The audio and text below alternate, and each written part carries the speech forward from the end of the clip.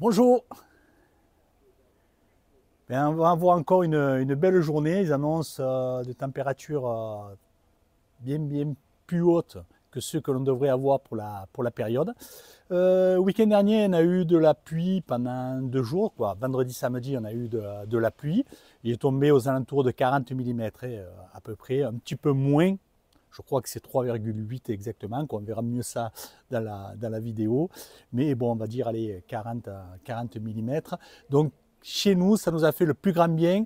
Malheureusement, je sais qu'il y a des régions qui sont encore sous les inondations et que la pluie, ils en ont par-dessus la tête. Hein. Ils en ont par-dessus la tête. À des endroits, inondations, des endroits sécheresse, sud-ouest, sécheresse. Dans le nord, nord de la France, c'est les inondations. Ouais. Rien ne va comme il faut.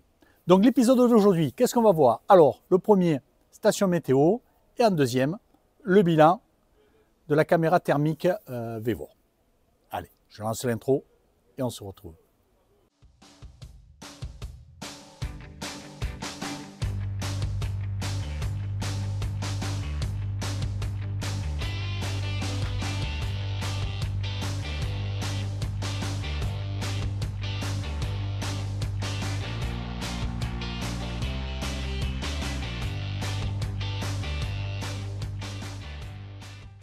Première question, c'est déjà pourquoi avoir mis une centrale météo? Alors, j'ai toujours eu envie d'en avoir une parce que quand il pleut, j'aime bien savoir combien il est tombé. Il est tombé 20 ou 30 mm d'eau, 40, 50, 60, etc. Avoir en gros des cumuls quand ça dure plusieurs jours pour avoir une idée de ce que ça va faire au niveau des floraisons et aussi de bien connaître les températures qu'il fait et le taux d'humidité qu'il y a dans l'air. Est-ce que c'est en train de monter? Est-ce que c'est en train de descendre? La vitesse du vent. Donc, c'est comme tout, hein, c'est pas du tout une nécessité d'avoir ça, si ce n'est de combler une certaine curiosité. Donc c'est pour ça que moi, j'en ai installé une en bordure de mon rucher, d'un de mes ruchers d'élevage. Hein. C'est là où j'en fais le plus, même si après je les déplace sur d'autres ruchers une fois que les reines ont été fécondées. Mais en fait, là, c'est vraiment mon lieu de fécondation et où aussi je vais retrouver et où sont basés mes F0. Donc maintenant, on regarde dans le détail ce que l'on retrouve sur l'écran. Voilà la partie de l'écran que vous avez à l'intérieur. Ça fait à peu près 20 cm sur 15. Alors, ça fonctionne sur pile ou sur secteur. Vous avez les deux possibilités. Vous pouvez laisser brancher en permanence ou les laisser avec les piles. Et avec les piles, ça fonctionne que quand vous y appuyez dessus. Sinon, il reste en permanence visuellement, vous pouvez voir quand il est sur le secteur. Nous n'allons pas passer en détail tous les menus, hein, mais pour vous donner une idée générale, nous retrouvons une partie avec la température extérieure et le taux d'humidité extérieur. Il y a des flèches qui vous indiquent si la température est en train de monter ou de descendre. Sur le centre, vous retrouvez un petit compteur rond qui vous indique le vent. Ça vous donne aussi la direction, les rafales, etc. Le dernier carré que vous avez sur le haut, c'est la température et le taux d'humidité, l'hygrométrie que vous retrouvez à l'intérieur de la maison.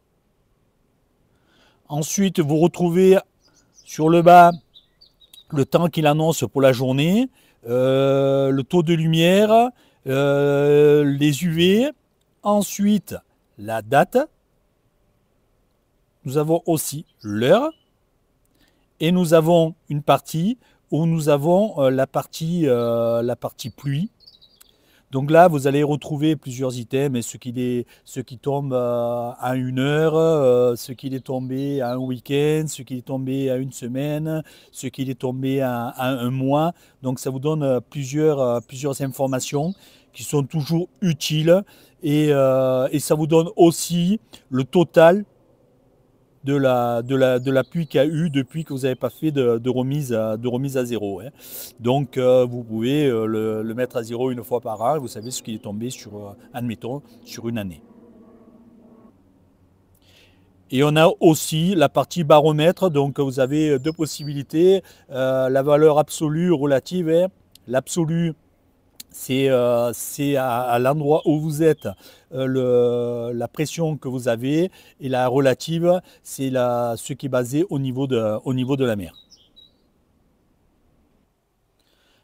Je vais vous mettre dans la partie commentaires et le lien pour accéder au site et le code de remise, et en même temps je vous le mets à l'écran.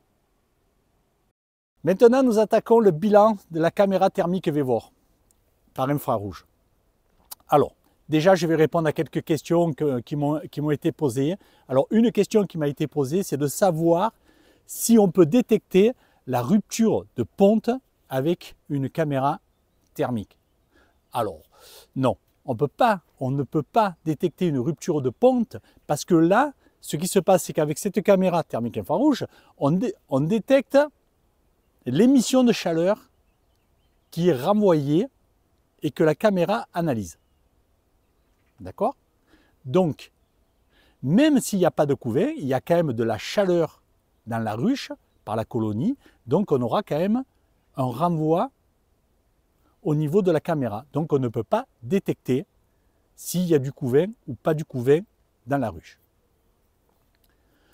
Deuxième point, ça se détecte facilement, c'est la question qui m'a été posée. Oui, ça se détecte facilement. On a juste à mettre la caméra en face de la ruche, d'une ruchette, ce que vous voulez, que ce soit du bois ou du polyuréthane ou polystyrène, ça fonctionne de la même façon. Et à l'écran, vous avez, avec la couleur jaune qui indique qu'il y a de la chaleur, ça vous indique où vous allez retrouver la colonie et la grosseur de la colonie, de la réverbération de la chaleur en rapport de la ruche. Donc vous pouvez savoir si votre colonie, votre grappe se retrouve à droite, à gauche, au milieu, devant, derrière, hein, et la grosseur aussi qu'elle tient, hein, sur les cadres. Donc vous voyez si elle est grappée, si elle est dégrappée, etc. Ça a besoin d'ouvrir. Ça vous permet, notre question qui m'a été posée, est-ce qu'on gagne du temps pour les contrôles? Oui, on gagne beaucoup de temps parce que vous pouvez les faire en marchant. Vous passez devant vos ruches, vous marchez, hein, vous mettez votre caméra en marchant et vous voyez, là où vous n'avez pas de réverbération de chaleur, ça veut dire que vous avez un problème sur cette ruche, ou alors une réverbération qui est toute petite en rapport des autres. Ça veut dire que votre colonie est en train de diminuer et peut-être disparaître, il y a un problème.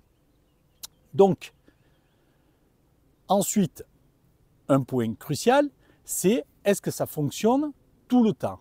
Alors, on va dire que ça fonctionne à 90% sans problème, hein, et on va dire que les 10%, les 1% qui restent, c'est lorsqu'il fait trop froid. Alors nous, on a eu des températures négatives avec du Mistral. Donc les premiers jours, il n'y avait pas eu de soucis, mais au fur et à mesure que ça a perduré, hein, là, je me suis retrouvé à ce que la caméra ne puisse pas analyser de renvoi de chaleur, parce que les ruches étaient tellement froides à l'extérieur qu'elle ne détectait pas de chaleur.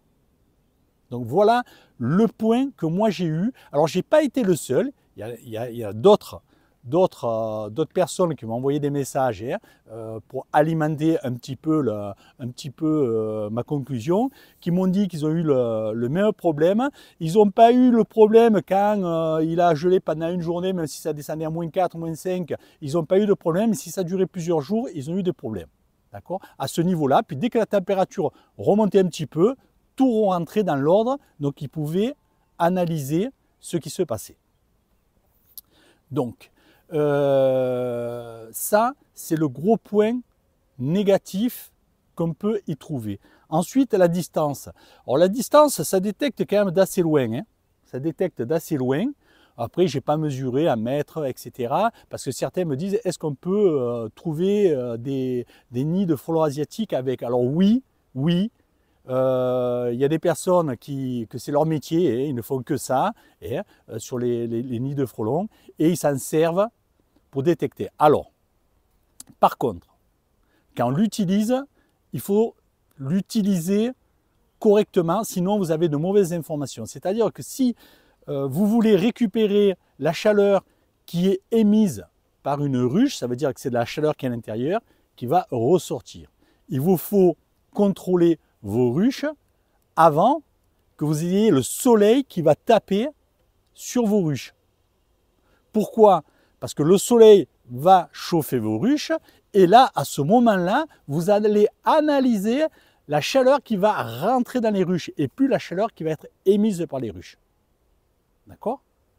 Donc bien faire attention à ça si vous voulez contrôler la chaleur qui est émise. Si vous voulez regarder la chaleur qu'il y a sur vos ruches en plein été ou n'importe quelle période de l'année quand il fait soleil, bien là oui, là vous le faites à ce moment-là avec la caméra quand il y a le soleil, plein soleil dessus. Ça marche aussi, je l'ai fait quand il pluvinait, j'ai pas eu de soucis, ça marchait. Alors après, je ne suis pas allé le faire quand il y a des grosses pluies. Donc, pour moi, le bilan, il est bon. Pour moi, c'est un bon outil. Alors après, ce n'est pas un outil indispensable. Ça, il faut bien le noter. Si vous n'en avez pas, ça ne va pas vous empêcher d'être un très bon apiculteur. Hein. Par contre, quand vous avez beaucoup de colonies, comme moi c'est le cas, et que vous voulez aller vite, hein, parce que vous êtes tenu par des timings, donc là, c'est une aide. Je dis bien, c'est une aide. Ce n'est pas une nécessité, mais c'est une aide. D'accord? Alors certains m'ont dit, et ils ont pas tort, hein, aucun intérêt de savoir quoi. Ils n'ont pas tort. Ça, c'est leur idée, c'est pas la mienne. Donc, mais je dis quand même qu'ils ont sûrement pas tort. Quel intérêt de savoir qu'une ruche elle est morte? Si elle est morte, on se rend compte à la sortie de l'hiver. Ouais, c'est vrai. Mais moi, quand j'ai une colonie qui est morte, ce que je fais, c'est que je la retire, je regarde ce qui s'est passé. Hein, et pour éviter quoi? Pour éviter le pillage. Parce que si elle est morte d'une maladie, vous allez la propager à tout votre rucher. Alors, je ne dis pas que si vous ne le faites pas et que vous avez une ruche qui va mourir, tout votre rucher va mourir. Je ne suis pas en train de dire ça. Mais si, donc, c'est avec des si, c'est une maladie, vous évitez qu'elle se propage, qu'elle se propage dans les autres colonies. Donc voilà pourquoi moi j'aime bien le savoir avant. Hein, et ça peut me permettre aussi de regarder ce qui se passe. Donc, qu'il y a une mortalité, on regarde. Moi, les mortalités que j'ai eues, hein, pour l'instant, dans tous les cas de figure, ça n'a pas été au niveau de la nourriture. Donc, il y aurait eu pillage systématiquement parce qu'il y avait beaucoup de nourriture dans les ruches. Mais c'était varroa. C'était un problème de varroa, donc c'est facile. Hein, je veux dire, quand vous avez du couvain qui est tout troué, des abeilles avec la langue à l'intérieur, hein, de l'alvéole, la tête vers l'extérieur avec la langue qui sort, vous ne posez pas de questions, hein, c'est le varroa, c'est dû au varroa. Donc voilà, mais ça malheureusement... on n'y peut rien aussi, on y peut toujours quelque chose, hein. C'est que les ruches qui meurent de ça, c'est qu'elles étaient trop infestées à la base, donc c'était une mauvaise détection de la part de l'apiculteur, donc de ma part à moi, hein, parce que le traitement a fonctionné à 95-97%, donc le pourcentage restant, c'est pas un problème du produit que j'ai utilisé. Bien sûr, je le rappelle, avec AMM, autorisation de mise sur le marché, hein, mais ça vient que le taux était trop haut, le traitement a fait son effet, mais comme il y avait encore beaucoup trop de varroa, eh bien, ça a tué la colonie. Hein. Elle se réduit comme un peu de chagrin parce qu'elle a une mortalité naturelle et c'est l'hiver, et le varroa continue à se développer. Donc voilà, surtout que nous, comme je vous dis, les ruptures de ponte sont quand même très minimes, voire pratiquement inexistantes. Donc, conclusion, oui, pour ceux qui sont intéressés, je vous le conseille. Je vous remets le lien dans les commentaires avec le code de la remise de 5% pour ceux qui sont intéressés. Et ça y est, c'est la fin de l'épisode. Écoutez, je vous remercie de l'avoir regardé en entier. Je vous donne rendez-vous semaine prochaine. Ciao, ciao, bonne semaine.